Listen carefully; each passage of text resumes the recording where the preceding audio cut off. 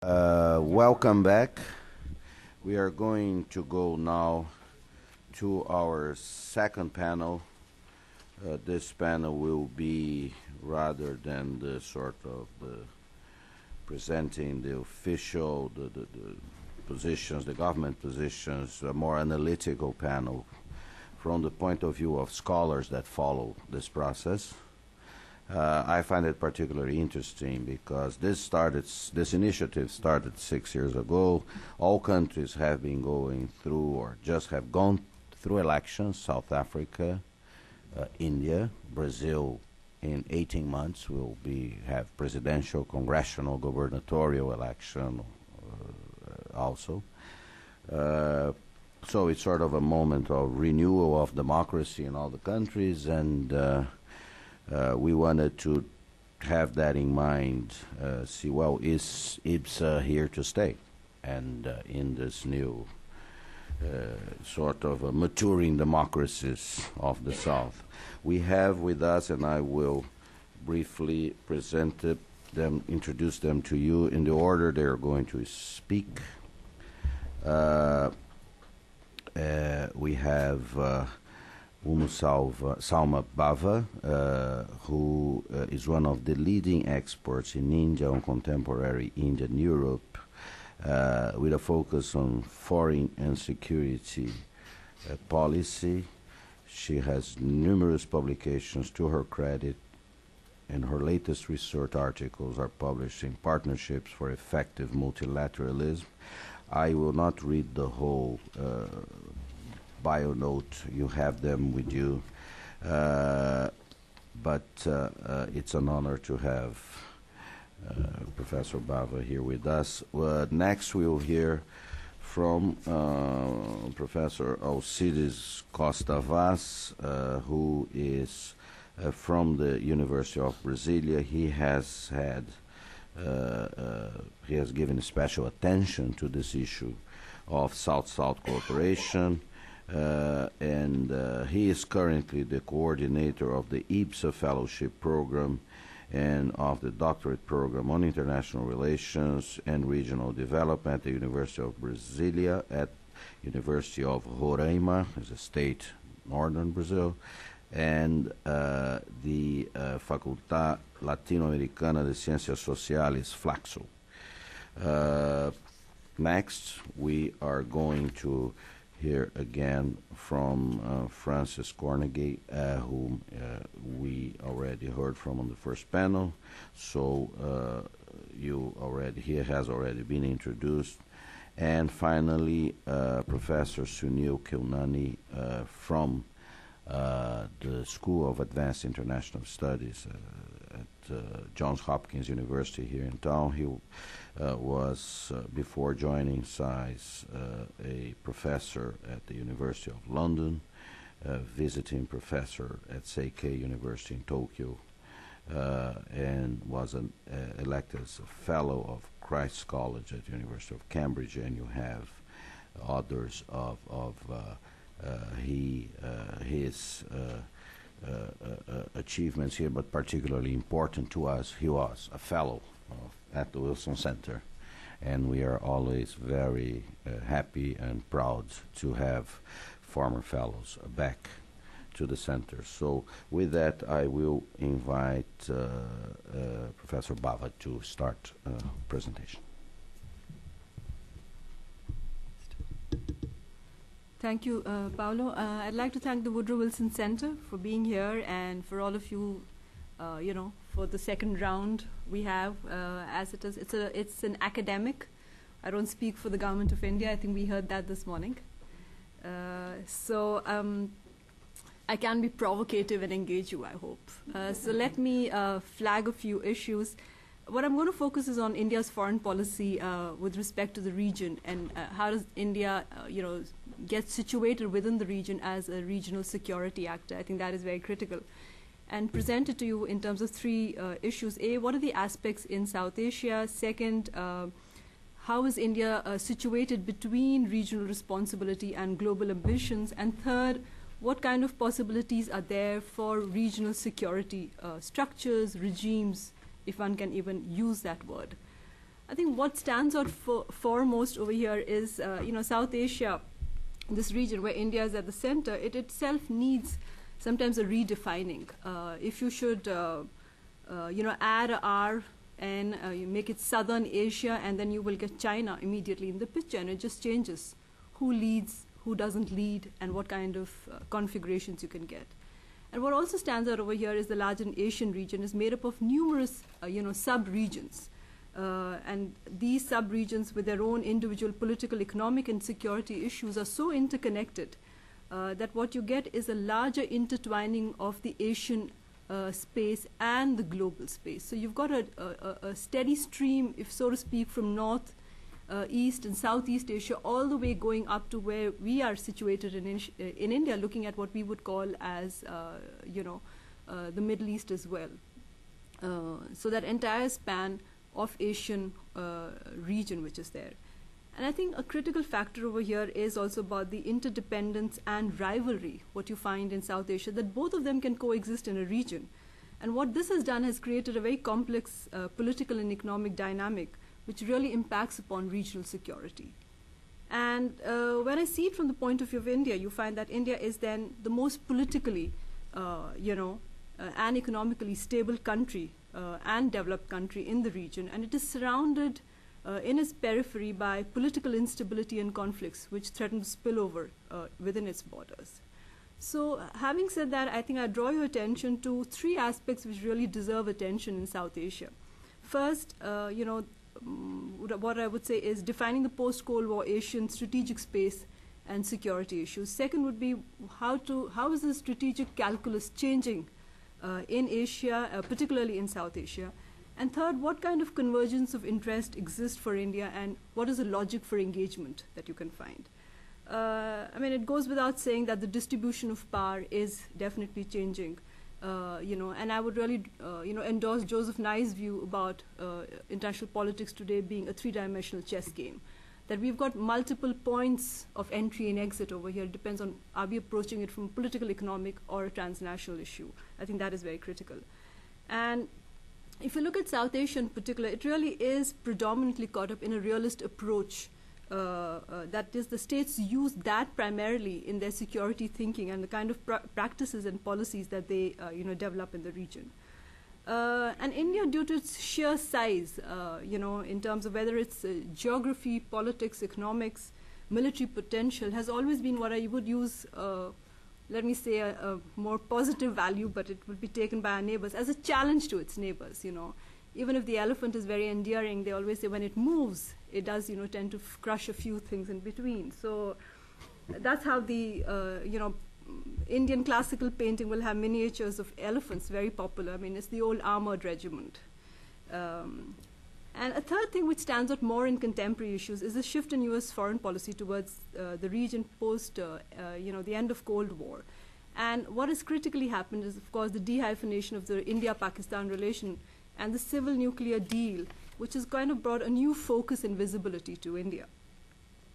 But you also find that along with this visibility, you have a growing Chinese footprint in South Asia, which is creating an even more complex dynamics in the region. China is looking to enhance its presence and be an active player, and one could even argue that it contests Indian leadership or offer an alternative to it, both as a political and as an economic model. I would draw attention to those two issues in particular.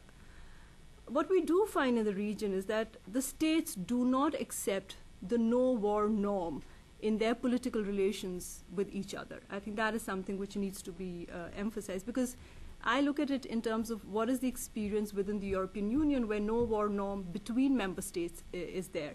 And interestingly, in Southeast Asia, also among the ASEAN member states. So this absence of a no-war norm is hindering the fostering of what I would say as regional cooperation over here. What you also do find is persistent conflict within states, and in the region, which is again not conducive to overall stability in the region, and it exposes the weaker side, and therefore draws other actors to come into it. And this is very critical as we look at what is happening. But we also do see signs of hope. It's not always that it's all dread and bad news which is coming from this part of the world. You've had the end of the civil war in Sri Lanka more recently. We've got a transition to democracy, in Nepal, a new government in Bangladesh, and a return to partial democracy in Pakistan, which all point towards efforts to getting relative stability in the region. And you also, what you do see in this process is the use of both, civil, peaceful, and military approaches to intrastate conflict management and resolution in the region. However, what is of growing concern, despite all these positive trends, is the growing influence of non-state actors, especially what has been now called as the AFPAC region. And I say this because what this has done is it has introduced game changers here who neither endorse nor play by the rules of the game as we all have come to follow. So we've got a problem over here in the sense that if we are expecting these game changers to follow our rules, that's not going to happen. And that will be critical in terms of the kind of response you get. Having situated these challenges which are there in South Asia, it really draws attention then what are India's aspirations in the region? How does it manage to kind of project its own position and its interest over here? And a question which comes out when we are looking at where its regional responsibilities are and its global ambitions is this: what does the term regional engagement mean for India? I mean, what kind of resonance does it have? Does it mean just a political one? Is it economic? Is it military? What does it mean? And would the management of regional issues project India in a better light at the global level? So in that sense, there is a link between the regional and the global, that if India aspires to a larger global position, a drawing argument which is made is that India should also be a greater regional actor and be able to bring more stability to the region that is happening. What we do see over here is that with globalization and growing interdependence, the region is becoming even more meshed into the whole global and regional kind of a matrix, which means that there is a two-way problem movement which is happening constantly across this matrix. And India is the dominant actor in this region. And I would draw your attention to Putnam's two-level theory, that India needs to constantly kind of manage between both these levels. Within this whole regional framework itself, within its own domestic compulsions and the region, and a second two-level is, of course, India's situated within the region and at the global. So there is a 2 into 2 or a 4 matrix that you have here, which just goes to show that while it can manage one set, sometimes it may not be so easy to sell a particular argument at a regional level, because the rules of the game do tend to change over there. You find that. What do we find about the region in terms of, I have highlighted that there is, conflict dominates the region over here, that there is no notion of a comprehensive regional security in South Asia. And the reason for that is the states are locked into a realist perception of each other.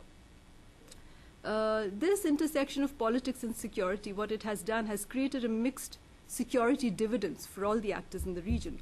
The smaller states of Nepal and Bhutan have been tied into a security, dependency relation to India, which has in the past kept other actors out. But after the new Maoist government came in Nepal, it found that the first, call which was made by the new government was to China. It was a very clear indication as to how other actors would be brought into the game over here. And of course, China was welcomed, and China preferred it also because it would, further consolidate its position. And this, I draw your attention to contesting leadership in the region over here.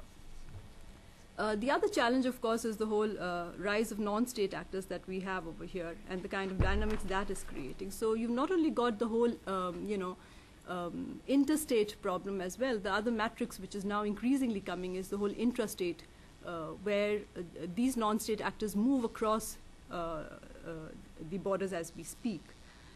In that sense, South Asia does not offer a neat security, security structure for India, which is faced by China in its east. And today, China has emerged as India's largest trading partner. And in the West, the deteriorating, AFPAC situation has created a security dynamics where it is not the only security actor in the region. And when I use the word security actor, I mean it in the point that as a security actor, either in terms of providing security or being a balancer or being a guarantor. If we were to look at it, security as a global public good, then would India be in a position to offer any one of these three would become very critical. What you do find is that the changing economic and political profile of India is drawing more attention that India should contribute greater, to the stability in the immediate neighborhood. And I think that this demand for India to contribute more, both at the regional and at the global level, is only going to increase in the future. And it will really pose a challenge to how India would find to articulate some of these interests. Would India, in that context, use more assertive diplomacy is something which one can question. To offer an example over here, I would say that, India did send troops to Sri Lanka at the request. Its role in Nepal could be, I guess, offered as examples of assertive diplomacy, but not with much success. And in that extent, today with India's growing economic profile, as the ambassador highlighted in the morning, there is a greater political attention also which is following India. Do more. But what you do find within the region is that the different countries in the region actually do not trust. There's an absence of mutual trust, and if I should say, there's a security mistrust in the region which prevents the coming together or escaping the realist perception of each other and moving towards a more shared notion of security, that is to shift towards a notion of human security or beyond the state security. In that sense, I think being a preferred partner of choice in regional conflict management is something which India has not yet achieved. And it also calls that India would have to develop specific diplomatic, civilian, military, tools to undertake such activities. And a reason why it has not been able to do is its own internal domestic challenges as well. While, we have a 6% growth, we have a large growing middle class, we also can't escape the fact that we have more than 350 million people who are below the poverty line, the World Bank $1 a day kind of a figure. So in that sense, India, is riding two boats simultaneously. It is a large global actor with a visible presence, at the same time hampered by what it can do by its own domestic constraints as well. Stability in the region is critical for India's own growth and development. In fact, economic growth and development, and more so inclusive economic growth and development, has now become the new mantra for the Indian government or the Indian state in the last decade, which means that a prerequisite for that is stability in the region. And it means that India would then have to use more economic, diplomatic, and other means, except military, which will not be considered favorably, in projecting foreign policy in the region. But it also draws attention to the fact that is there a contestation between different sets of objectives? Its aspiration to play a much larger global role at the world stage, and its preoccupation with territorial sovereignty. Kind of at the local regional level. So it's caught in that mire, how much of territorial sovereignty vis-a-vis how much of global that is there. But I think to link it to in terms of regional security, I think what will be critical over here in terms of what India's ambitions and aspirations are is how does it strengthen regional arrangements and institutionalizes them, because I think that will convey India's commitment to regional stability. That will be very critical. South Asia has a very long shared history. It's a history which has been, now mired by conflict. In that sense, there is a long-standing civic tradition which has gone around. And so the regional platform over here, where all the members come together, is known as the SAARC, the South Asian Association for Regional Cooperation. But it has really shown very mixed results, and that is because India itself was not very encouraging of the SAARC. It saw it as a platform where the small countries would bandwagon against it. There are numerous ambitious plans for SAARC, but we always see them to be always stranded in take-off position perpetually, which just really draws attention to the political willingness to engage countries in the region.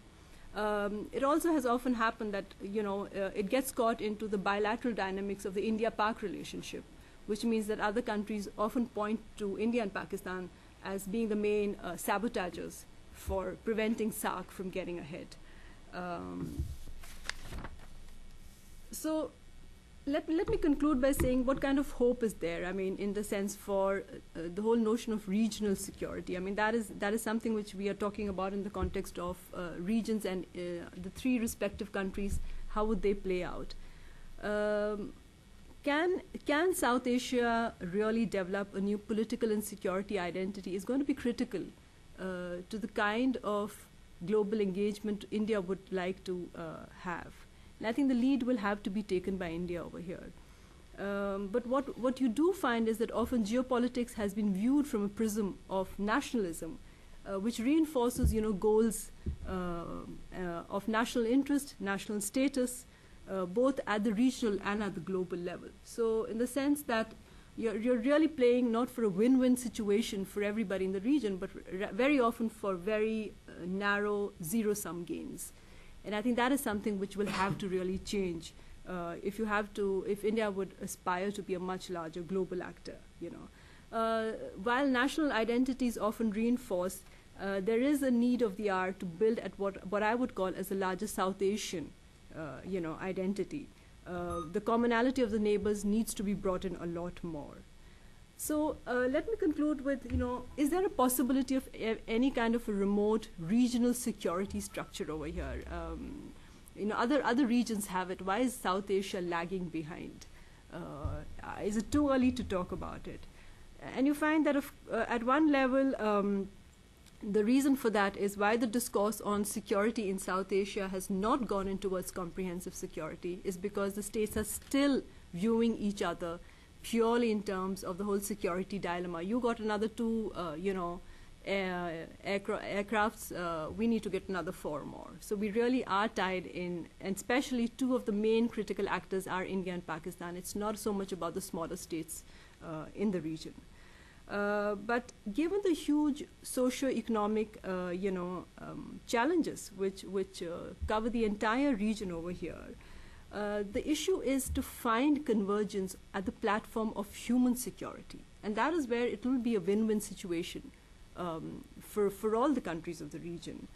But whether a security structure would come about will really depend on what kind of security end is seen to be constructed over here. If it's a narrow state-defined one, then obviously the means are going to be limited to your, looking at your military budgets. But if it's going to be a more comprehensive human security approach, then I think we see possibilities over here. Let me conclude by saying that India's rising diplomatic, economic, and strategic profile would mean that it will have to pay a lot more attention to adjustment and formulation in its foreign policy, and taking a more comprehensive approach to improving relations also with its neighbors. It will have to sometimes and often take what we call a unilateral lead in giving to the smaller countries, setting that as an example of greater confidence building measures, rather than accept or look for reciprocity, as it has. There are examples where India has taken this approach. It goes without saying that we really are living in an era where the way we define security today has undergone a really dramatic change, and the growing non-traditional threats to security, whether it is climate control, whether it is a pandemic. I was just told, am I not crazy to be traveling to the United States at this time? So somebody came and presented me with surgical masks. I said, should I walk into the conference hall wearing one? They said, wouldn't be a bad idea. I think we are confronted, and South Asia in particular, with numerous challenges, and it is going to be difficult to find definitive answers. But a beginning has to be made by India in the way it approaches and engages the region. Thank you. Thank you very much, Professor. Actually, the topic of emerging countries like India, Brazil, South Africa as regional stabilizers is really very present, and so I wanted to thank you for highlighting that in the case of India. So we move now to the B of IBSA, and I'll ask Professor Alcides Vaz to make his presentation. Thank you. Thank you. Good morning or good afternoon to all of you. I'd like to say thank you very much to the Wilson Center, to Mr. Paulo Sotero, for the opportunity to be here to share some views with you on the prospects for regional engagement and the prospects for any sense of complementariness between IBSA and our country's regional policies. We've been asked in this session to assess whether our regional policies are consistent, complementary, or detrimental to the vision set for within the IBSA trilateral partnership. And I'll be focusing on Brazilian foreign policy at a broader sense, the place of the region within the scope of Brazilian foreign policy, and the way that IBSA might relate or not to this regional dimension. Not being a diplomat and being an academic, I'll try to be a little bit more critical on what the possibilities of this relationship between the regional and the global, having IBSA as a focus, might be at the moment.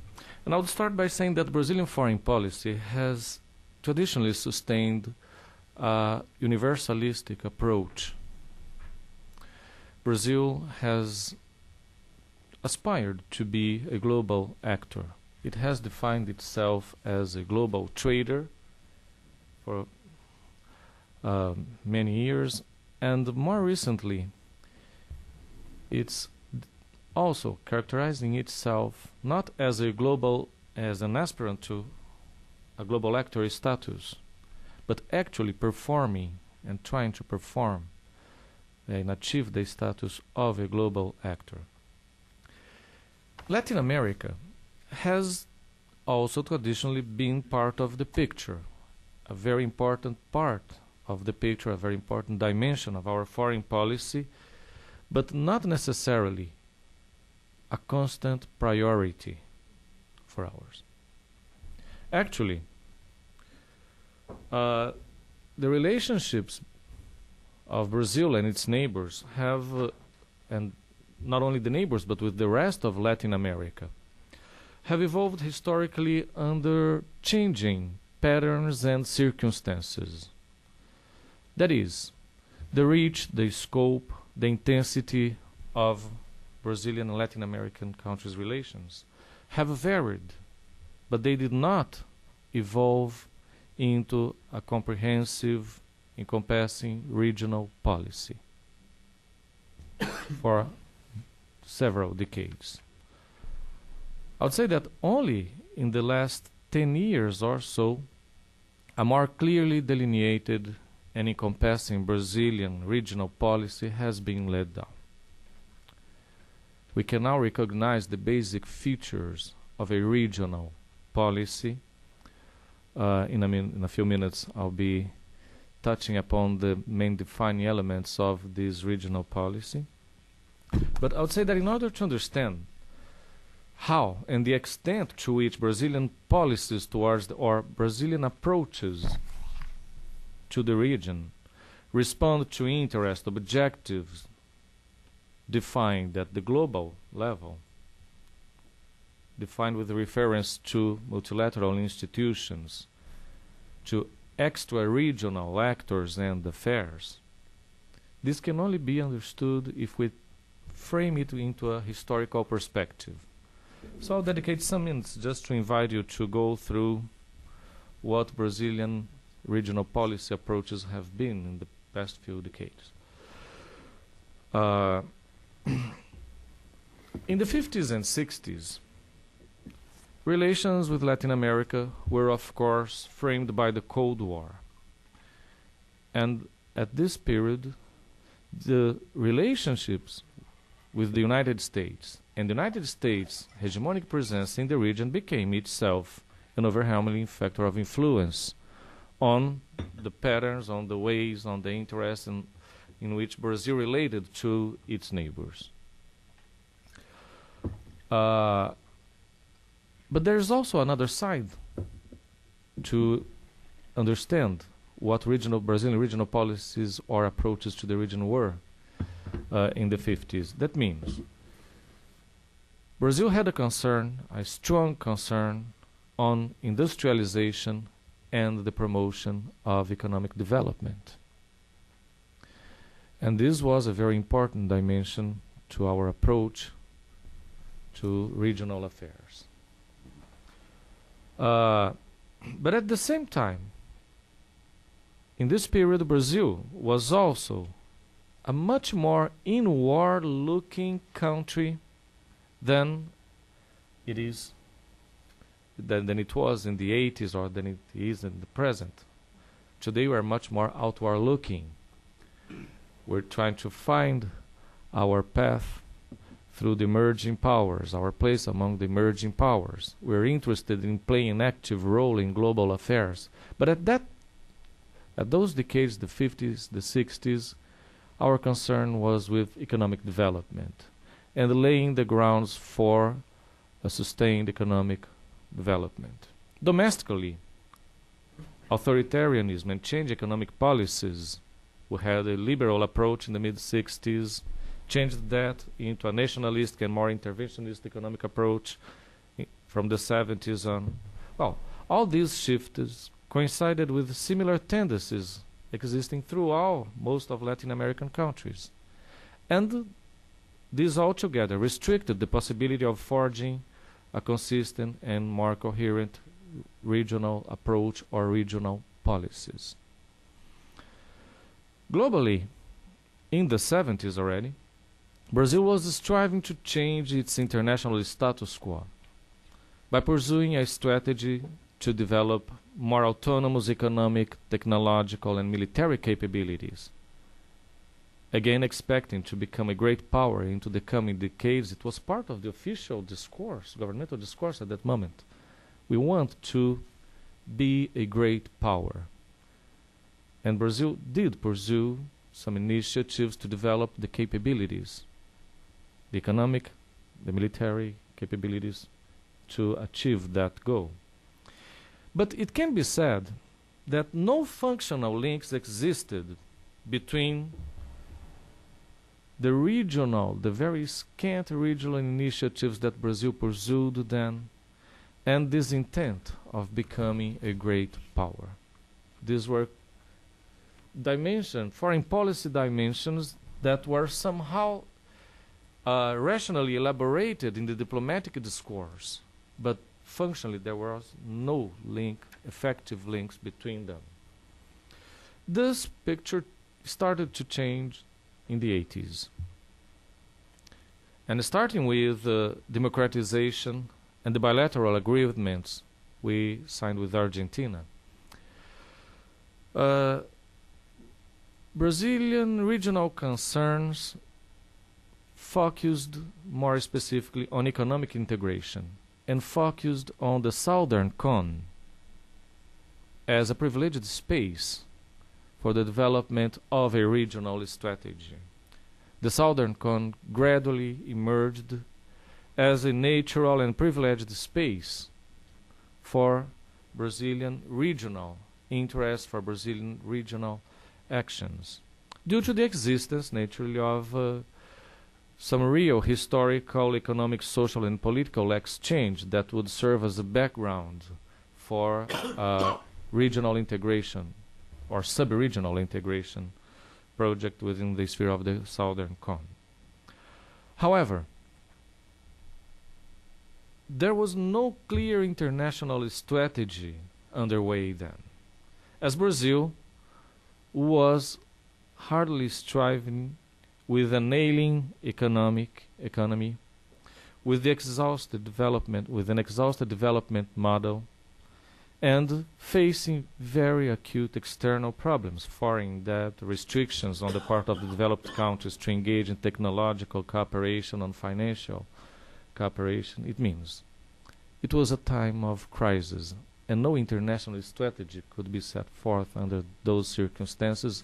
So we started to develop a regional approach, a regional policy, focusing on economic integration in the southern cone, but that was detached from a more encompassing or international approach. The political project of becoming a great power of the 70s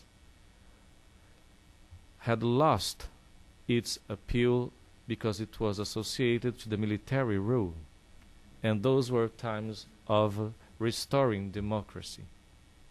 So there was a kind of gradual but steady neglect of and denial of those objectives and interests as defined under the military regime.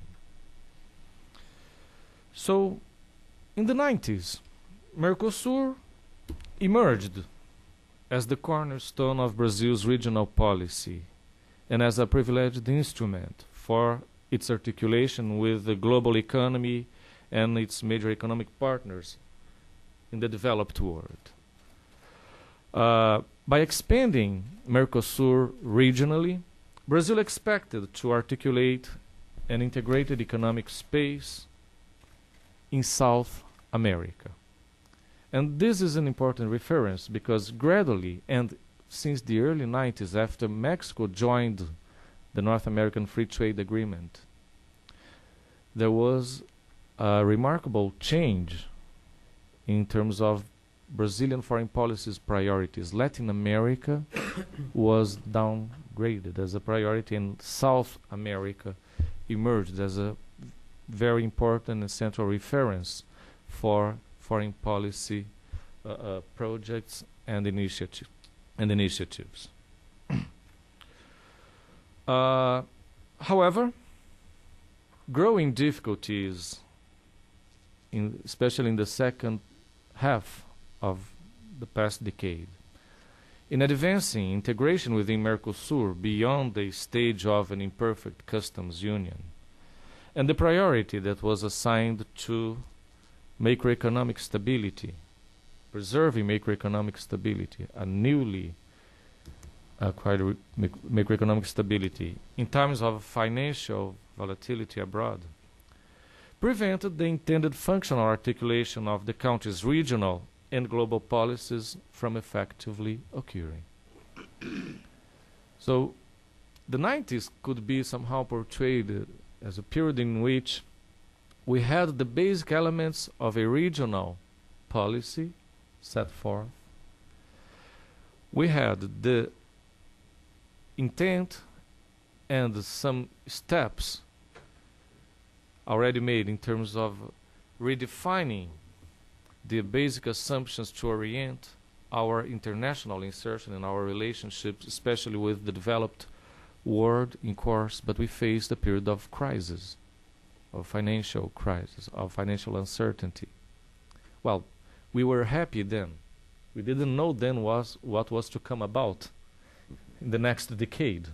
But at that time, the wave of financial crisis that swept over Asia and Latin America, that hit our own economies in 1990 and Argentina in 2001, actually did not help in any sense to carry out any form of more rational or effective articulation between a global and a regional strategy in our foreign policy.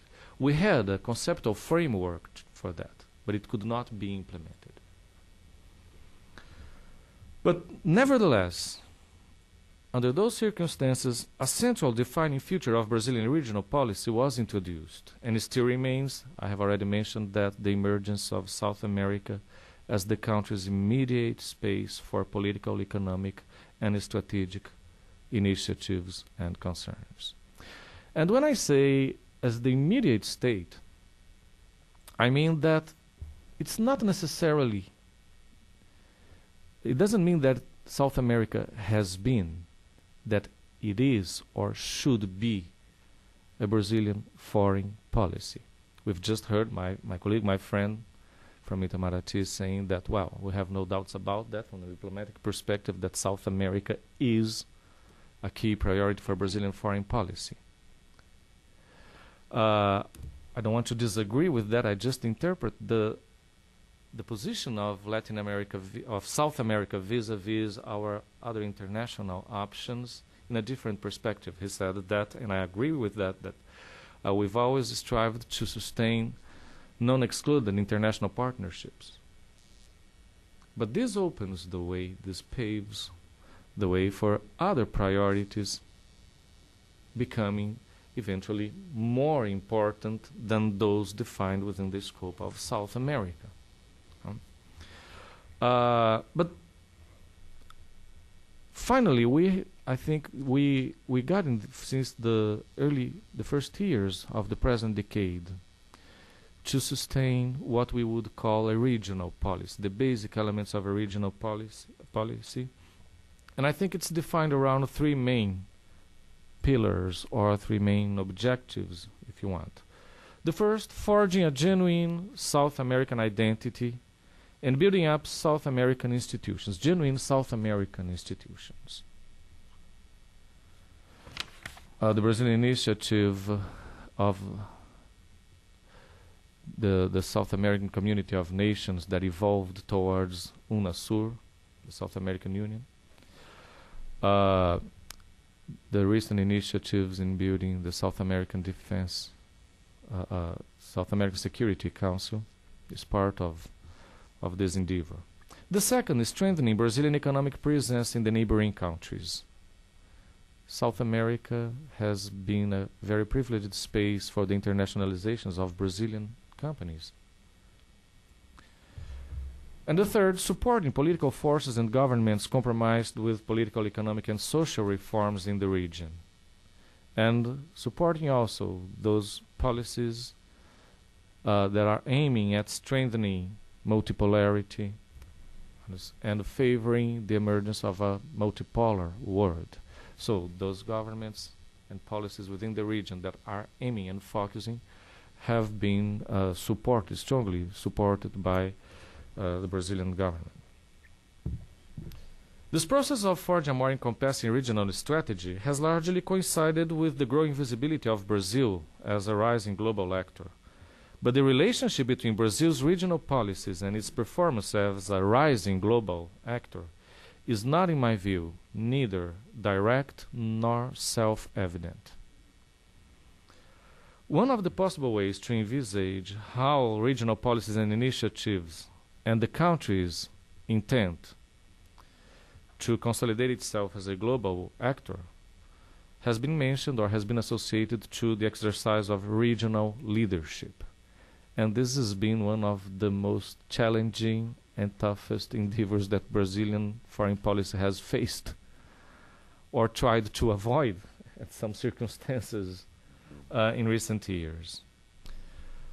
That is, leading the region in articulating a political and economic joint project, in reshaping the relationships with the United States, with the European Union, with other emerging global actors, in supporting the reform of major global organizations, is a big challenge. But in the case of Brazil, the willingness and the ability to develop and exercise genuine regional leadership have been severely constrained by, first, the country's limited political and economic capabilities to respond to demands, necessities, and expectations of its neighbors. And we must consider we're talking of very asymmetric relationships in this regard. And dealing with the symmetries has been really tough and difficult for Brazil to do effectively, to meet the expectations and the demands of our own neighbors. Second, domestic political and economic circumstances in the region have been a permanent source of fragmentation, of political fragmentation, and has really impacted negatively the possibility of regional leadership by Brazil to come out as a reality. And the existence of differing, sometimes competing views within the region on what a regional project and its articulation with a globalized and more interdependent and volatile world economy should be. So all these factors altogether, I think, have prevented Brazil from becoming a regional leader. But being the only country in South America in conditions to and willing to play globally at different spaces and issue areas, Brazil is inevitably exposed and uniquely exposed to the difficulties in articulating its interests and objectives as defined and pursued regionally with those defined and pursued at the global level. As it's not simply a matter of setting priorities, because priorities can also be defined simultaneously at both levels without a clear relation between them.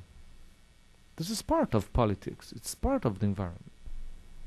We may have priorities set at each level, but no necessary connections between them.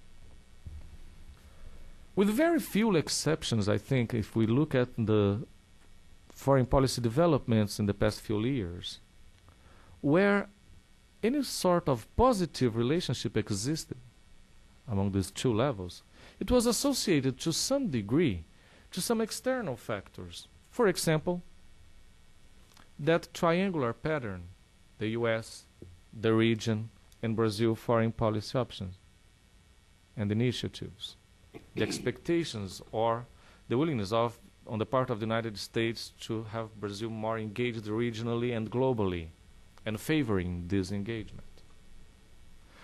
Or, on the other hand, it might be associated to the country's own interests and foreign policy objectives, or to the visibility that Brazilian initiatives in the region and towards it might grant it in the global stage, for example.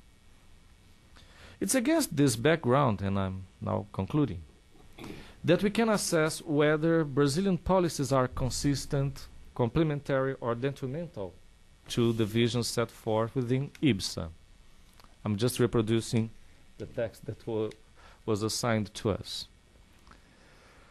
As proposed in this panel, I think that we should take into consideration that if no necessary connections have been or do exist at the moment among some regional and global initiatives, where does IBSA fit into the picture? To answer that, I think we must consider first IBSA's objectives as a political forum and its agenda, both in the second and the third dimensions that were presented to here in the previous sections. They are oriented primarily to challenges and opportunities that are defined at the global level. And they are also focusing on the enhancement of each country's political assets and capabilities to play at the global stage or at the domestic level, facing that political and social challenges that are present in each country domestically. That's to say that development assistance initiatives offer a possibility for regional engagement, but they are also focusing particular problems at very particular countries, not being part necessarily of a regional, of an IBSA's approach to regional issues or regional agendas. Second, there are remarkable differences, and Salma's presentation helps us understand that. There are remarkable differences as to IBSA's countries' respective regional, political, economic, social, and strategic environment. And this is associated to diversified patterns of hegemonic presence, exposure, or successibility to extra-regional influence. And this will also impact the extent to which the regional environment or regional activism of each country may represent a positive or a complicating factor for IBSA to consolidate itself as a meaningful political initiative at the global level. In the case of Brazil, to conclude, finally, the regional and global dimensions of its foreign policy have coexisted with the scant functional or direct articulation between them so far, in my view. Having the global and the regional dimensions as complementary is desirable, but not necessarily achievable if we take into considerations the particularities and the differing priorities that we will meet at each level. Therefore, we can conclude that there is not any politically meaningful incompatibility between Brazil's regional commitments and its own shortcomings at the regional level and IBSA's objectives. What then should be argued is that if the establishment of functional links between regional and global action is desirable, it is. Is it feasible? Not in the short term, in my view, if we take IBSA into consideration. There are few incentives for Brazilian neighbors to associate themselves to an initiative in which they feel they might play a secondary role. Also, regional institutions, UNASUR, for example, or Mercosur itself, and to a lesser extent, these institutions are not really ready, mature enough to play an effective role or to be instrumental to connect a political initiative, a regional project, to a global initiative such as IBSA at the moment. So I think that both things, articulations and IBSA fitting into regional perspectives, are desirable but not achievable at the short term. Thank you, Osiris. We move now to South Africa. Francis.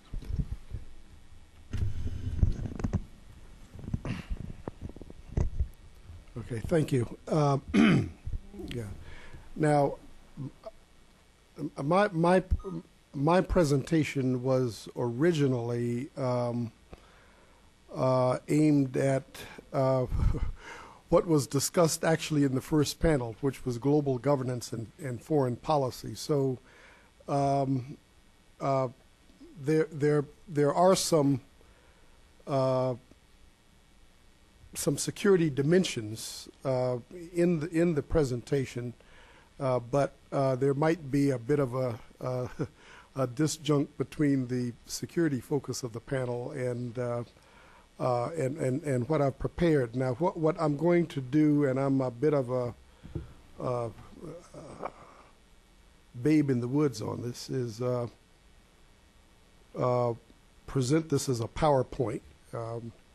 And if you can bear with me, I will try to coordinate this with.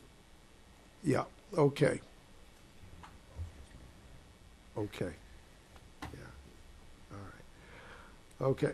So anyway, there will be some overlap between what I'm saying and what was said before. This presentation attempts to explore South African foreign policy within both an IBSA trilateral as well as a continental African context, both dimensions being interrelated to the South African international relations and cooperation paradigm, which is emerging under the new administration.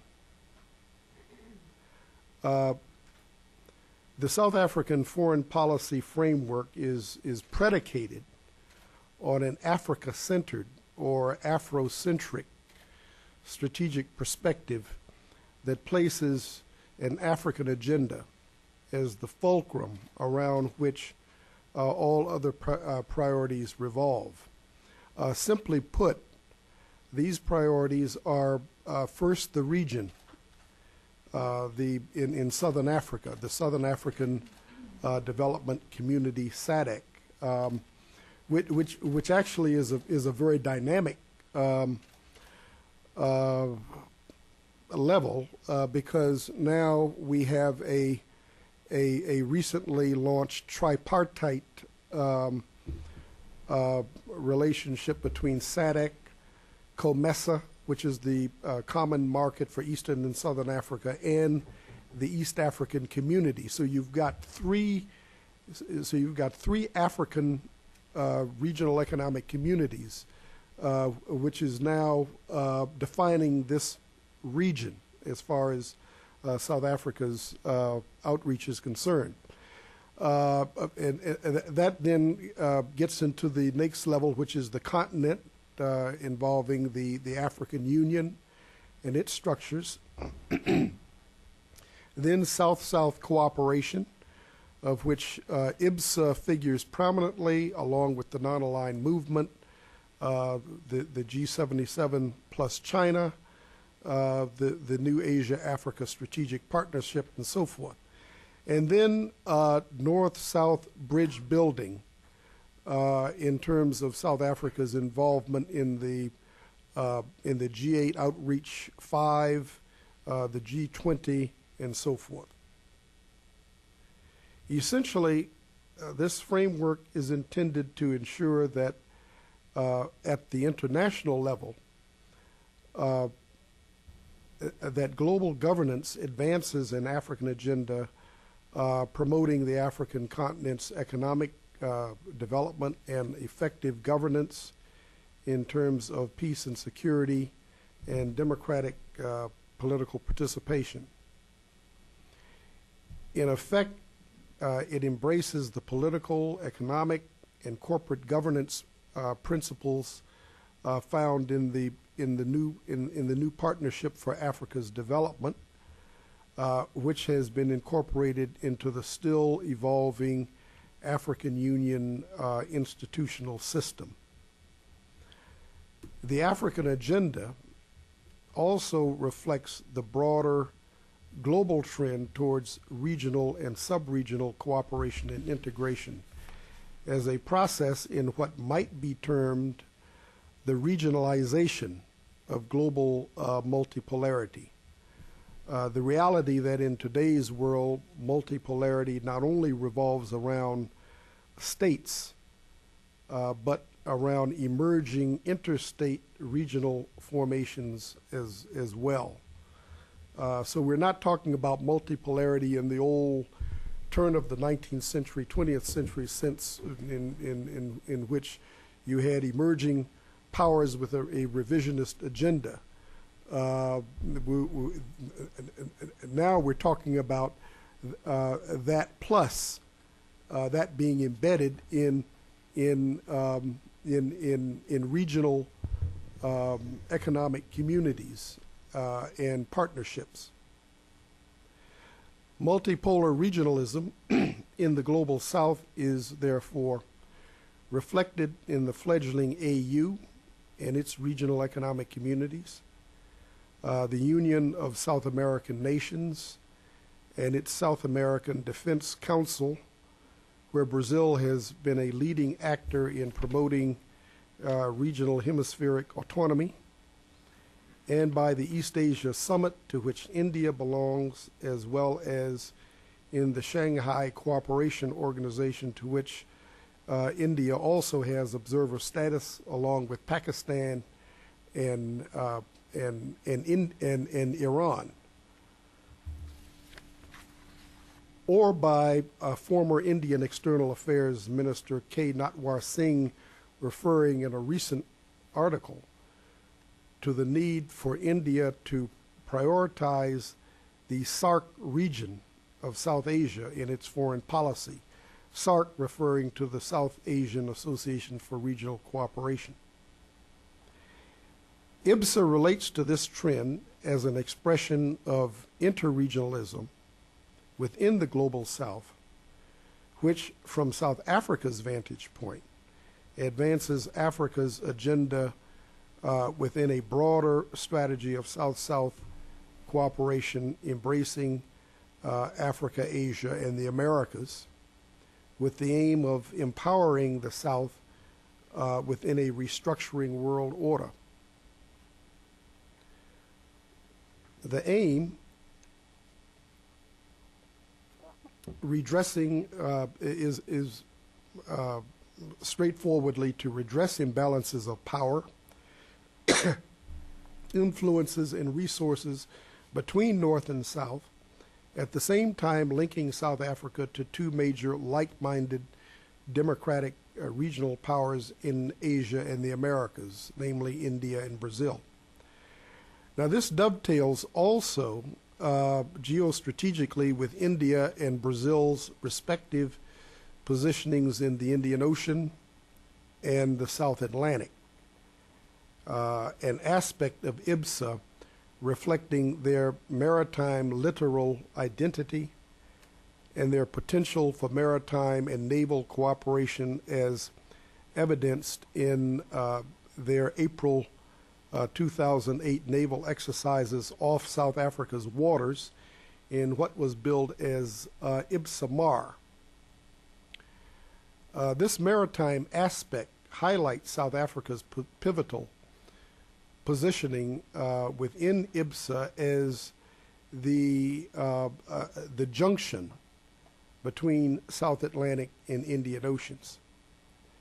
Yet the low-key nature of IBSA and South Africa's absence from the anti-piracy flotilla off the Gulf of Aden, which includes India, does raise some questions about how significant IBSA might be or can be as a point of reference in Pretoria's foreign policy pertaining to wider continental security. And on this note, I would like to add that the African security picture that South Africa has to contend with is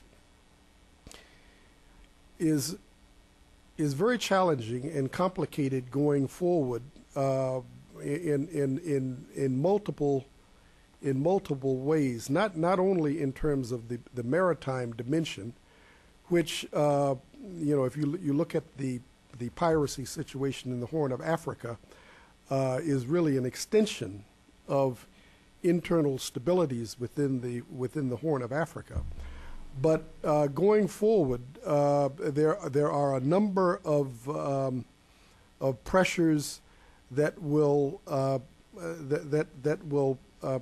make things more challenging. For one thing, Africa is undergoing a demographic explosion. In a few decades, the African continent will have as many people will cross the 1 billion mark. Joining India and China, and there's a major question as to whether its fragmentation into the many nation states will be able to accommodate that that demography. I mean, we're looking at, for example, if just take one country, Uganda, and we all know how comparatively small Uganda is territorially. But we're talking about a population explosion that will bring Uganda within a few decades up to a population level of Nigeria. Now, if you can imagine what kind of security pressures that's going to mean in terms of the movement of people, the environmental impact, which will further complicate security for resources, then I think one can get a glimpse of what South Africa will have to contend with as a leading actor on the continent in trying to promote security. In any case, as far as IBSA is concerned, this maritime situation also, questions IBSA's relevance on global governance issues pertaining to peace and security, that transcend the immediate national security interests of the IBSA 3, apart from the issue of UN Security Council reform. At the level of global governance, IBSA's main importance for South African foreign policy seems to be as a global South platform of coordination with India and Brazil on issues addressing the need for re-engineering the economic architecture of the Bretton Woods institutions and expanding the G8 into a more representative global economic directorate. Compared to Brazil and India, South Africa does not and cannot aspire to great power status within a global context. It's too small. At best, South Africa is a catalytic regional power aiming to give momentum to the eventual transformation of Africa into a continental power, the ultimate aim of the African agenda. In this sense, South Africa has more invested in the trilateral IBSA relationship than perhaps either Brazil or India, which have taken on additional status with China and Russia in the so-called BRIC grouping of the world's major economies. And of course, this was recently seen in both China and Brazil pronouncing on the need for alternative currency arrangements in light of the current economic situation. Now, this is an issue that China has raised to a high level, which is not part of the IBSA agenda, to which so South Africa does not fit into that niche, which I think goes some way to differentiate the kinds of coalitional affiliations that the three IBSA countries have outside of IBSA. The sectoral working group format, however, of trilateral cooperation within IBSA underlines what is expected to be an increased focus of the Zuma administration on international cooperation. In any case, the current global economic and political environment would seem to reinforce each country giving priority to its respective regional neighborhood in efforts aimed at giving further momentum to regional integration and enhancing regional peace and security, in effect regionalizing the character of multipolarity. If such a trend leads India, Brazil, and South Africa toward higher degrees of legitimacy within their respective regions, this could enhance the interregional potential of IBSA as an intercontinental, interoceanic sub-regional network within the global South.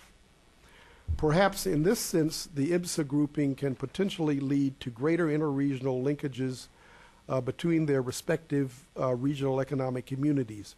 Mercosur within UNASUR, SADC within the AU, and the SAARC in South Asia is part of a greater inter-Asian process, including the ASEAN +3. This means for South Africa integration of the Southern African Customs Union into a SADC customs union linked to tripartite cooperation with the East African Community and COMESA. Meanwhile, SADC member Mauritius's preferential trade agreement with India can potentially facilitate interregional cooperation between South Asia and Eastern and Southern Africa. From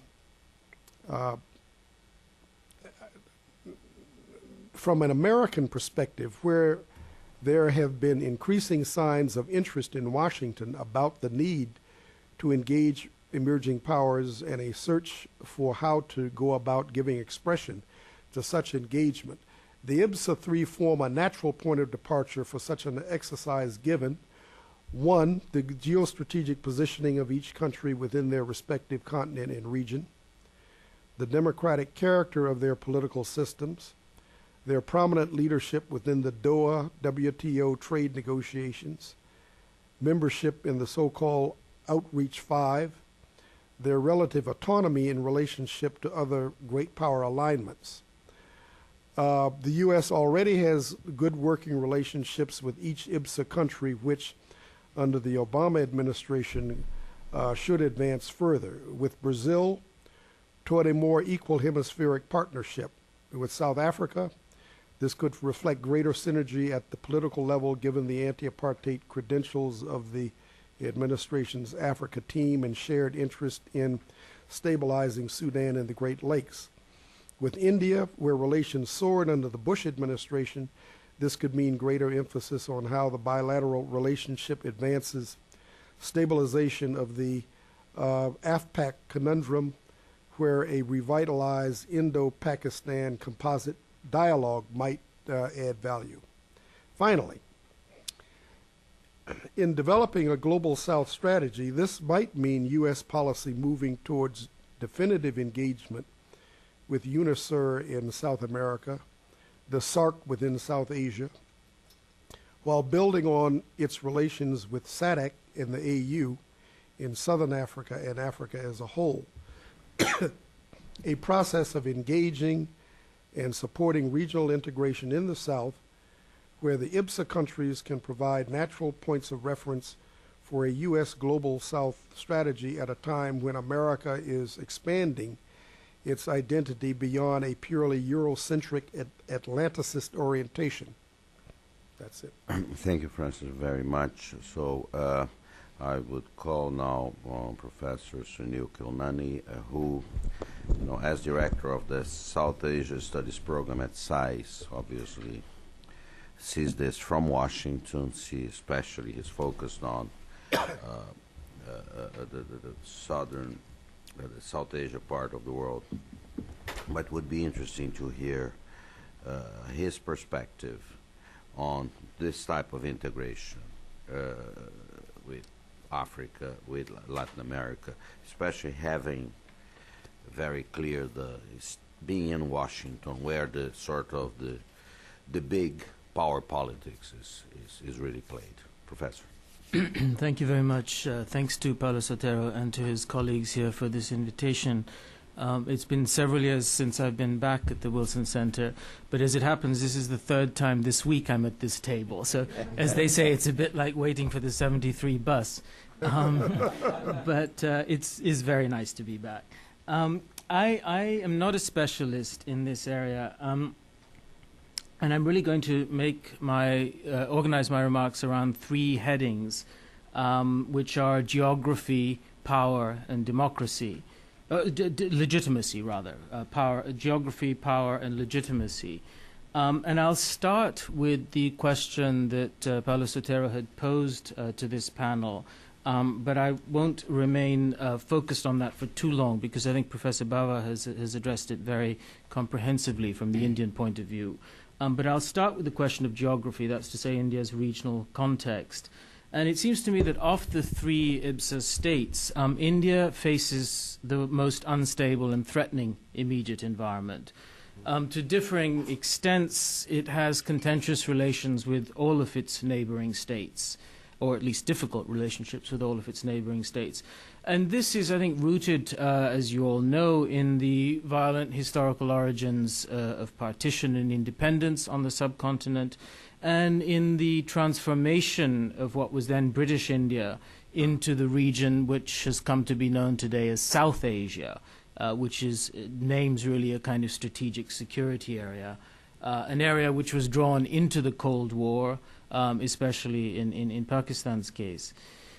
And as a result, South Asia has become mired in a combination of sort of competing nationalisms and also great power maneuvering.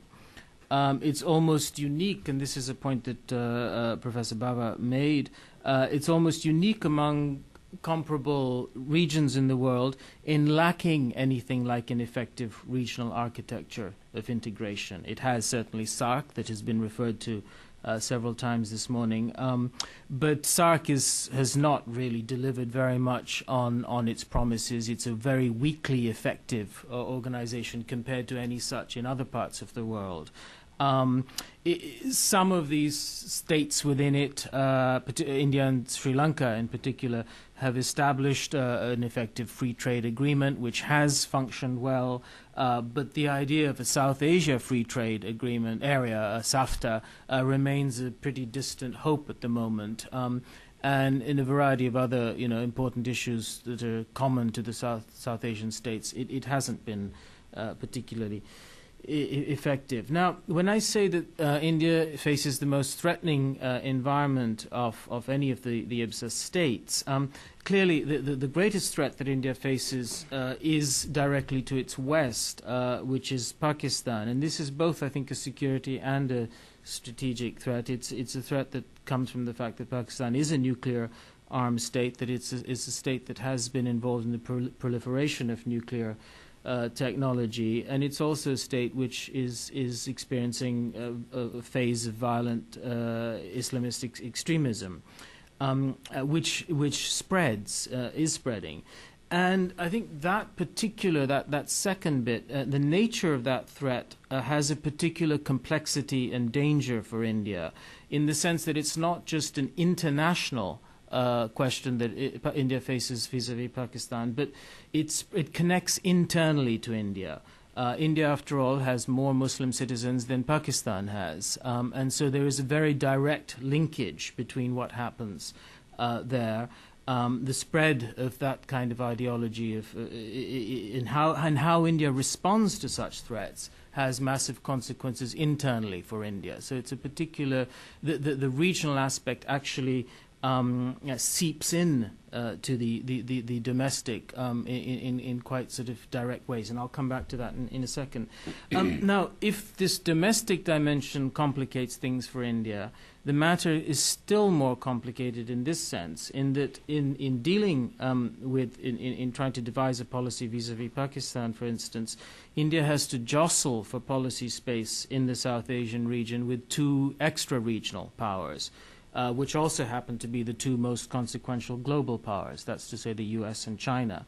Both, and particularly the U.S., have major interests in Pakistan, but China, which has some interests in Pakistan, also has interests in other South Asian states, in Burma, in Nepal, and Sri Lanka, and obviously in Tibet. And Tibet has been important for India in a variety of ways.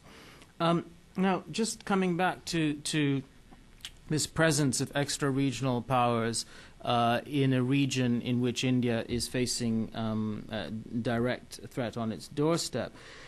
In relation to Pakistan, while it's the case that U.S. and Indian interests diverge less than they perhaps once did, they still are far from convergent. And I think the real test to the growing U.S.-India relationship, which a number of people have spoken about this morning, will come soon, and will come, I think, in the wake of the next attack on India from groups that are based on Pakistan territory or that are linked to Pakistan in some way.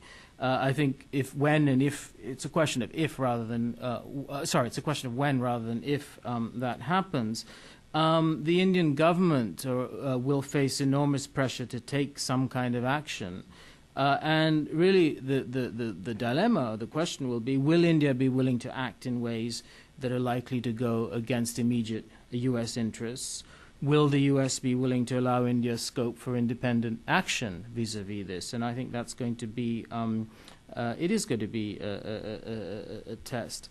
Now, this somewhat, sort of dire local neighborhood within which India finds itself, and its inability really to find a way to handle it, means that India has worked very hard to somehow escape its neighborhood, to somehow escape the constraints of its neighborhood.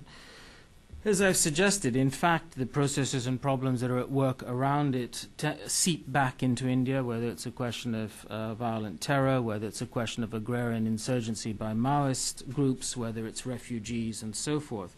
But nevertheless, India has repeatedly, and I think perhaps with more energy now, tried to escape the constraints of this. And it's tried to install not immediate security threats, but rather economic policy as the driver of its foreign policy. And I think this is very clear in the doctrine that was outlined by the current, he's just been sworn in, the Prime Minister who continues, Prime Minister Manmohan Singh, in what has come to be called the Manmohan Singh Doctrine, which is that, economic diplomacy is the way to try and stabilize and resolve deep-set problems, even political problems. Now, I think the hope of that doctrine, the idea of economic diplomacy, is that it'll lift India out of the dangers and entrapments of its region and embed it in other kinds of networks, in G20, in ASEAN, in the BRICS grouping, in IBSA, and the numerous bilateral initiatives, and so on. All of these are efforts to transcend location, not to build India as a regional power, but rather to, in a sense, project India out of it. And I think IBSA is one such initiative. But I think that these kind of initiatives are actually very vulnerable. They're very vulnerable to India because at the end of the day, it can't escape its geography. It is vulnerable to mishap. It is vulnerable to further contingent,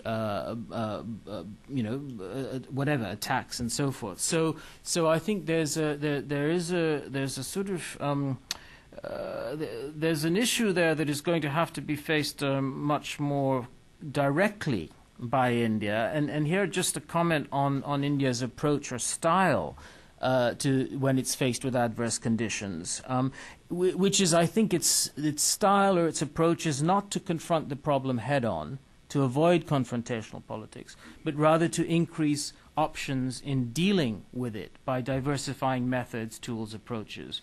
This is true both within India in its internal politics as well as abroad.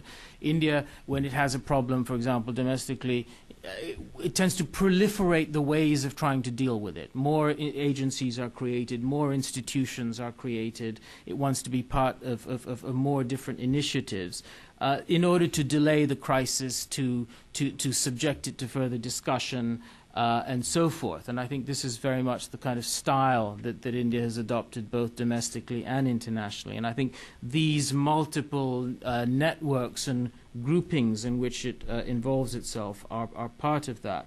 So in conclusion on these comments on geography, I think there is a sort of disconnect between India's global aspirations and its regional constraints.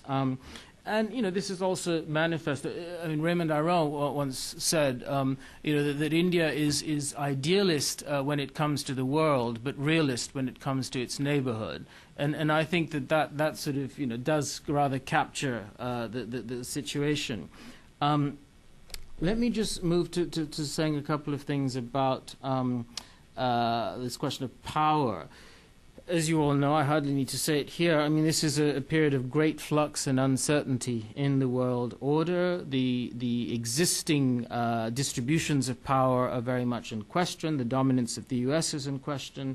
Europe, the one part of the world that had most actively and successfully worked to integrate itself, now seems in decline. Its integrative dynamic seems to be running out of steam, indeed fraying.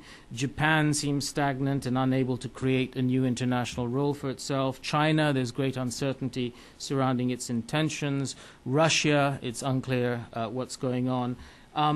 And then there are states like India, Brazil, South Africa that are sort of emerging into the conversation.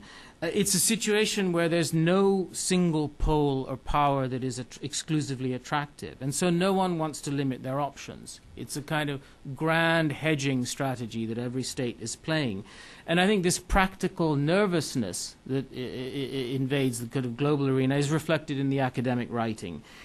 There's great unclarity if you read the academic writing about what kind of international system we might be moving towards, whether it's unipolar, the unipolar moment having passed, is it multipolar, is it non-polar, etc., etc. I mean, there are endless articles that are trying to tell us what it is, but no one really knows. And underlying this, I think, is a disintegration of a singular conception of power. Power is somehow based on economic power plus military force. The limits of that conception of power, I think, are becoming very clear. And indeed, that's one of the reasons why we see a term like power today endlessly bearing qualifiers, multiple qualifiers, hard, soft, smart, whatever. And I think all of this is symptomatic of a basic uncertainty over what is the currency of power today, what actually counts as durable power in the global system. And that, I think, is rooted in a more general uncertainty about the rules of engagement of the two central institutions of the modern world, the state and the market. What are the judgments, what judgments about the use of force and the norms of force govern state actions? What's the scope of markets, and what are the rules of regulation, and so forth? All of that is up in uncertain debate. And I think that's one of the things that is motivating this proliferation of groupings, of this kind of, the G plus N for the forums, the associations, the clubuscules that are all over the world.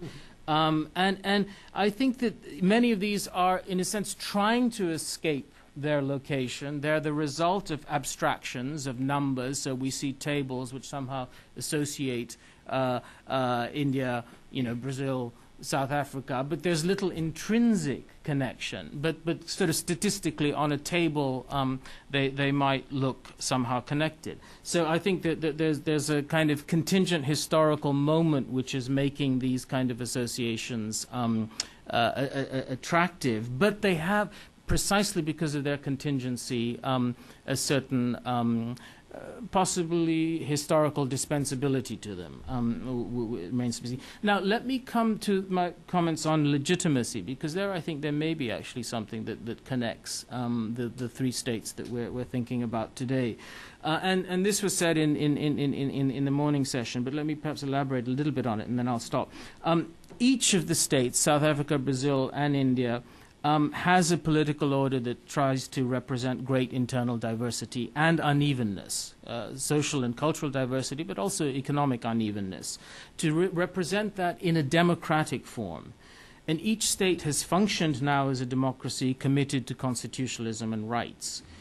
Each enjoys legitimacy, domestically and internationally, despite serious limits to and failures in its commitments to democracy, in their commitments to democracy, law, and rights. Now, if one asks the larger question, the question that has underpinned certainly to some extent Indian thinking since the 1950s, which is, what kind, or even earlier actually, what kind of universalism is it possible to create from the dominated parts of the world, from the South, from the former colonial world, and so on. Now, I think this connection in terms of democratic legitimacy may offer something quite interesting. As against the idea of Western democracy as a model, the idea that there's somehow a blueprint of 7 points that you can check off, elections, etc., the kind of the political science, the Western political science checklist of what is a democracy. I think each of these three states that we're talking about this morning offers immensely interesting diversity of democratic experiences. These are very, very rich bodies of democratic experience. And I think it's from this experience and reflecting upon it and conducting a more kind of conversational comparison between them that one might be able to think more constructively about the future of democracy in the world. The future of democracy in the world is not going to look like Washington or Westminster. It's going to look much more like what is being innovated and improvised and invented in India, Brazil, and South Africa. That's really where our fund for thinking our intellectual fund for thinking lies. And I think that's something that the three states can actually do a great deal to develop. I'm not talking about the business of democracy promotion. We know that that's or we ought to know by now that that has a pretty tarnished ring to it. But I think by drawing on this capital of legitimacy that these states enjoy and giving greater circulation to that experience, there's a lot that can be done. And I mean, you know, one can start quite simply from certain institutions. I mean, for example, the Election Commission, something that the South African state looked at to India and developed its own version of. An independent institution which actually is charged with the logistics of running elections, which is, you know, just overseeing the Indian election, 500 odd million votes counted in a day. Or the history of constitutionalism, the fact that constitutional traditions, law, and rights and how those have got established and practiced. And I know there already is some interesting work on law and constitutions in these countries. So I think there's practical skills that can be learnt and that can be transferred. I mean, another point, you know, the fact that they are democracies, that each of them internally have political processes involving negotiation, bargaining, etc. How do these transfer to the international domain? Is there something that can be learnt from that? Sorry, and okay, and I'll just end. Well, actually, I'll end there. I think that there's some other remarks I can make, but I'll end there. I think. Thank you, Professor. It's very interesting. You know, my background is as a journalist, and always very often in journalism, the lead of the story is you find it at the end.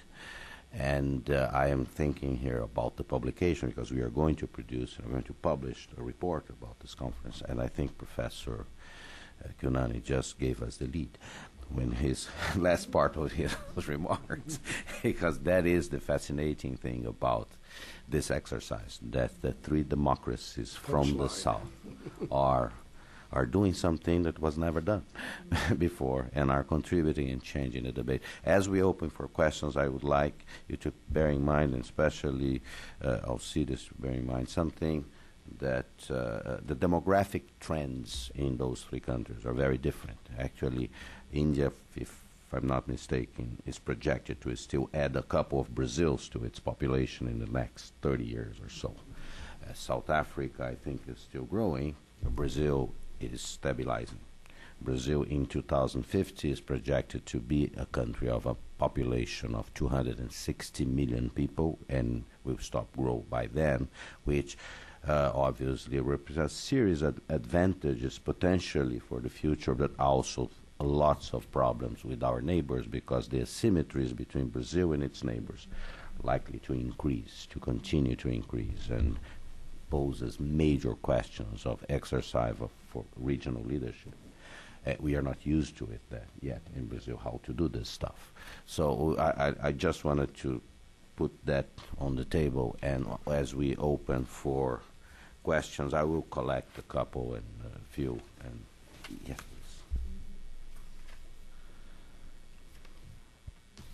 Maria Berliner, Latin Intelligence Corporation. This is for Professor Costa. Given the context of your remarks, how do you see the role of UNASUR's Defense Council as an agent of intra-South America security, or not?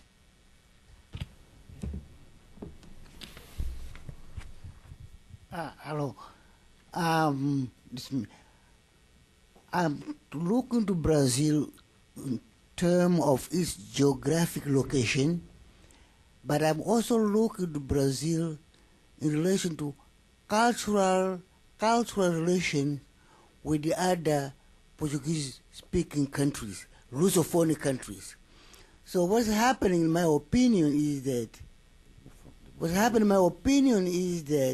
the Lusophone countries, they are expecting some degree, some role of Brazil within Lusophone Africa or Lusophone countries. Now, when you were giving your presentation, I missed that. do you think that Brazil has, it's what you call foreign policy, a thinking about its role on Lusophone countries? Mm-hmm. Well, let's go for the answers now. Should include actually the half dozen people that must still speak Portuguese in Goa. There must be. Who would like to go first on this?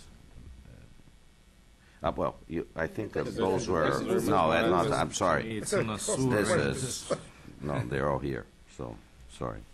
UNASUR Defense Council is a novel element in regional institution landscape.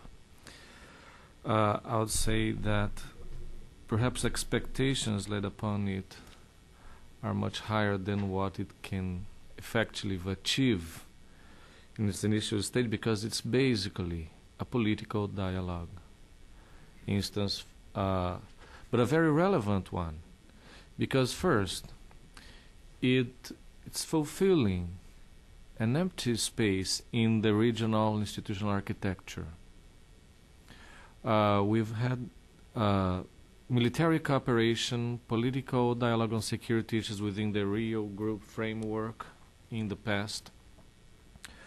But this is part of that effort of forging genuine South American institutions in different issue areas. And security could not be forgotten, could not be put aside in this regard. But we should understand that what's being initiated is a regional political dialogue on security in a broader sense.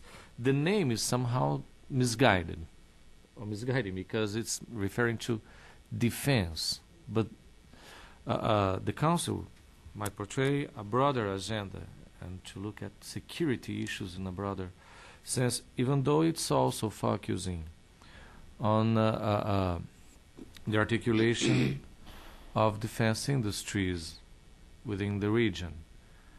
And I would say that this is a very positive advancement. It will really play an important role in terms of offering a political space for a dialogue that has been carried out either bilaterally or throughout more dispersed forums. It will give more focus to South America in terms of defining its own interests and profiles in the security realm.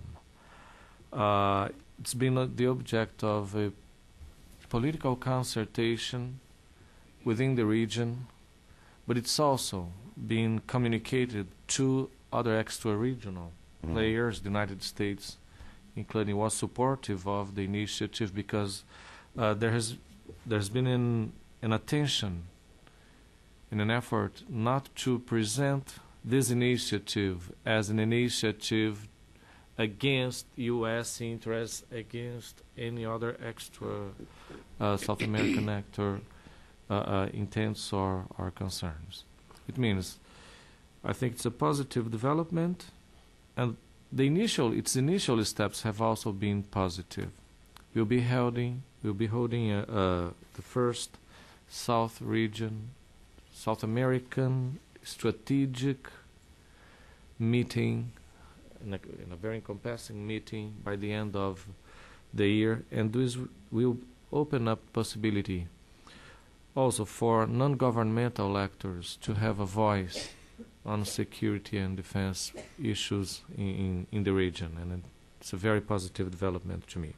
As to the relations with Lusophone countries, they have been placed at very high level priority for Brazilian foreign policy, especially in what's regarding development assistance. Brazil has both South America and Africa with a very special focus, as you know, on the Lusophone countries as a key priority for its development cooperation or assistance programs. So I don't think that IBSA or a more active regional engagement by the part of Brazil in South America might necessarily lead to, let's say, a downsizing the Lusophone dimension in its foreign policy. But we're dealing with limited resources, limited financial, material, human resources to carry out a broadening agenda in international cooperation. We're providing cooperation to many different developing countries, and this poses, yes, a risk, not a political decision, but the lack of means to carry out initiatives in international cooperations on a more global scale. Do you have one question here and Amy on there? Okay. We will end. Thank you very much. Excuse me. I'm Albert Cantrell, an independent analyst of public opinion in the U.S. and elsewhere. And I would like to ask a question with respect to India and what one might refer to as the various dilemmas of identity that you both have spoken to. Professor Bhav on the one excuse me. Professor Bhav on the one hand has talked about the need for a more regional identity. And Professor Kunil has written eloquently in his earlier book about the persistence of subnational identities and the difficulty of some shared sense of what it means to be Indian and what India means. Given all of that, particularly in the wake of the Lok Sabha elections, to what extent and how is the Indian public brought into these dilemmas? Are there any generalizations you can make about the extent to which consensus is emerging, is not emerging, what might take to bring it together? That whole dimension, given the immense complexity of India and its public opinion. Thank you. Amy. Thank you. I have very much appreciated the events today and the remarks made, particularly in the second panel. My name is Amy Kirschenbaum. I'm with the Inter-American Foundation. I have two quick questions, if I may indulge. One, thought the concept mentioned by the last panelist about economic diplomacy was an interesting one.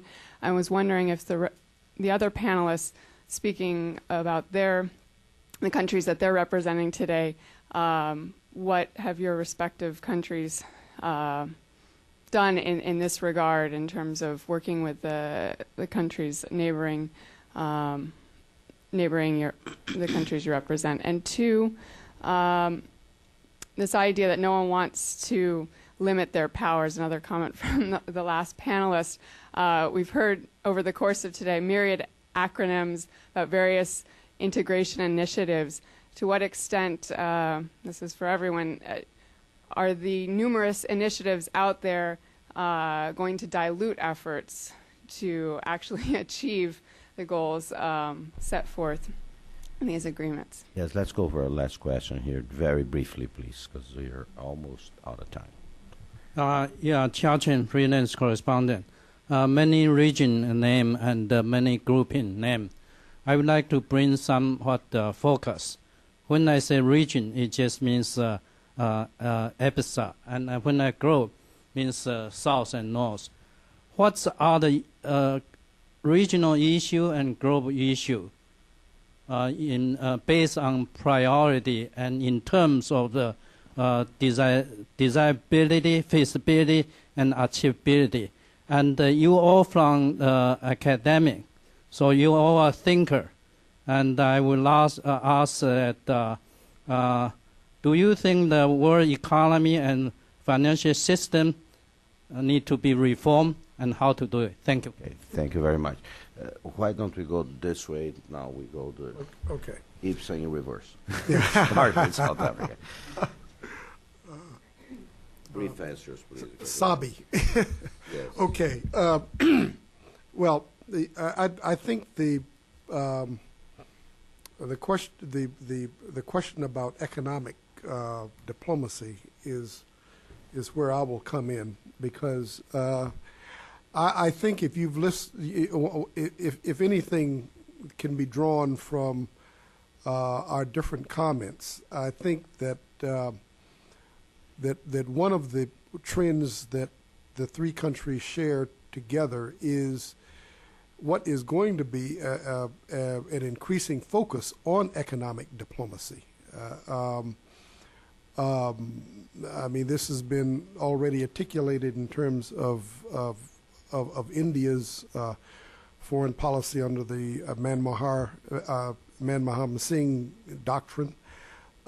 It's being articulated right now in the wake of South Africa's election that South African foreign policy is going to focus more on economic diplomacy. Brazil, the same thing. What will be interesting to see how this unfolds is the interplay between each three countries' increasing regional focus and their interregional commitments to each other within IBSA and their global agenda. But this is something that is very much, I think, a priority that each of the three countries share. All three countries are, have an interest in reforming the global economic and financial architecture. I mean, that's something that has been clearly stated in many different ways in different forums. As I mentioned earlier, there has already been a Brazil-China articulation on the need for diversifying away from the dollar as the world's reserve currency. So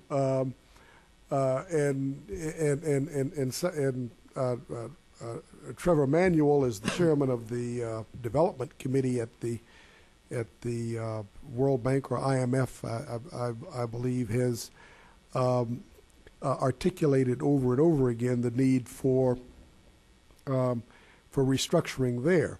So I think this is where the three countries are particularly in synergy.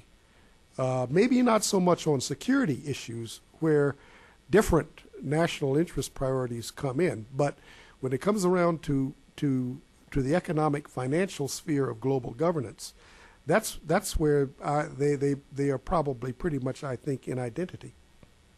Yes. Alcides.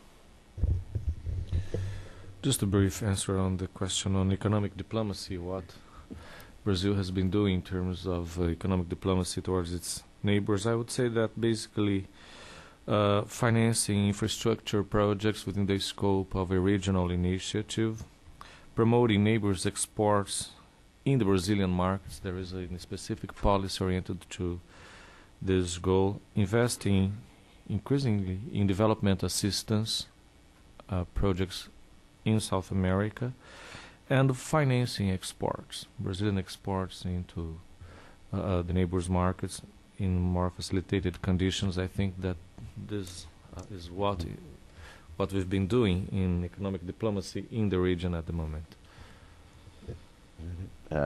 Professor Bauer. Yeah. Quick point on, I think, identity. I think what South Asia, and particularly in India, what you have really is a richness of identity. I mean, that is good in the sense that it allows you to find multiple hats under which you can, hang the hat you're wearing at the moment. The challenge also is to be able to transcend that to something which is more core, cohesive, and can bring all together onto an agenda where you don't see it as one identity then necessarily dislocates the other, which means that you get divisive politics played out on based of identity. And I think what we saw in the current Lok Sabha election was an attempt to kind of converge it to a larger, pan-Indian identity in the sense, I would say. What we saw in the elections before, in the earlier 2 decades, was a lot of fragmentation of identity which had taken place to a really sub-regional, which Sunil also refers to in his, book also. And I think there is, at one level, with the middle class, a glowing aspiration also to find a kind of convergence with an identity outside of India. And I think that comes also because, and I think in particularly with India, in the region, is that ideationally India is the closest to the West in terms of the normative and ideas perspective. And still it is very different. And the reason for that is, I think it's the way we interpret democracy is not definitely the Westminster model. And I think that is something which has to be appreciated and seen over here, that you can't get this uniform cookie-cutter approach to democracy. What you will get is a more than 100 ways of implementing democracy. We have the largest local self-government exercise anywhere in the world, which at one level reinforces identity at the subnational, sub-regional, at the same time brings it aspirationally to a larger identity enshrined in the Indian Constitution. So I think that is the challenge. But I think the challenge also, and that's where for India would be, can it kind of escape the region, not in the sense like what Sunil was saying, in the sense that we're caught in the conflictual dynamics, but can we move from conflictual dynamics to a peace dynamics? South Asia as a region of hope rather than a region where the Millennium Development Goals still need to be achieved because you have so many issues which need to be done. On economic diplomacy, I think I did say that Indian foreign policy today can be characterized by these two words. It is economic diplomacy. If Indian foreign policy was known by two other words in the past, non-alignment, today I call it as neo-alignment. Align with everybody and anybody. For the first time in India, foreign policy, you don't have so-called enemies. There are like friendly states and where relations can be improved, let's put it that way, which means it offers plenty of choice, but it also is about seizing the moment to write a new kind of politics. It's not about yesterday's politics carried forward with today's tools, but it's about new politics. I think that's where India's aspirations in this context is, how does it use economic diplomacy? I mean, you've seen it in Afghanistan. It's one of the largest donors in terms of civilian capacity building, the reconstruction of the parliament, the roads, all of this are attempts at economic diplomacy. We've seen it in Nepal, and in Sri Lanka just now recently, the Indian government has immediately offered, health and medical supplies. And a big example, of course, was the tsunami, where India reached out immediately to provide assistance. And I think it also brought a changed perspective about India as a much larger actor. I mean, we were ready to respond within few hours of the tsunami happening. I think that was something which nobody had expected. I'll just be brief. I think on this question of the relationship between sub-regional, regional, and global identities, and from the Indian point of view, I mean, what you're seeing, democracy is a localizing force. It sort of evokes and plays to particular identities, and that one has been seeing that process underway in India for quite some time. On the other hand, the spread of the market and economics as it's happening does seem to be a more generalizing and connecting type of process. And that, I think, this election is perhaps the first where we're getting signs that the emergence of more general interests might be helping to compose or at least contain the more particularizing processes that are at work in the political dynamic in India. So it's a complicated balance, and it's certainly never resolved one way or the other. On the question of the diluting of efforts through this proliferation of organizations, yes, I think that's absolutely happening, and that's why you see something like the UN today and other longer-standing forums very much being sidelined by many of these initiatives. The institutions that were created to be the real multilateral institutions are in some kind of long-term crisis at the moment, and I think that these are helping to further that.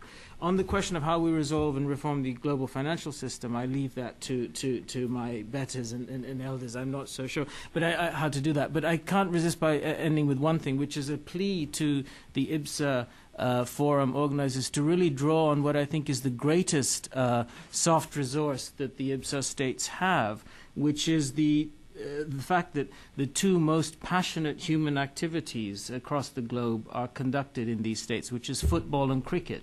And I think somehow if we can draw on that soft power, I'm sure many problems could be resolved. But I'll stop there. The IBSA Cricket Forum. Yes.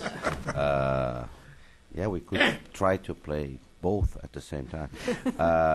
Well, I wanted to thank you very much, Sunil and Salma, Alcides and Francis, for this very interesting this exchange, discussion. This, as I mentioned to you, this will be, we are going to produce a report that will be available both in print and online. I would like to end this session by thanking some people. This was a joint effort putting this together of 3 programs of the Wilson Center. First to Mamhadi and to Justine and to Robert Hathaway from the Howard Wolf from the Africa program, Bob Hathaway and Sue from the Asia program, Janaína, who is my right hand right now at the Brazil Institute. Also to our interns, Kema, Dan, Shah, and Michael. Also a word of thanks to the people that will make this session available to you on video. It's in about a week. You can go to the internet. It's there forever. And Michael, Anthony, Paul, and John Tyler. So it was very gratifying to us to have all of you here. Thank you for your participation. Please stay tuned. Keep checking on the website for the programs of the 3 Brazil Institute, the Africa program, the Asia program, and this is your home. You are always welcome back here. Thank you very much.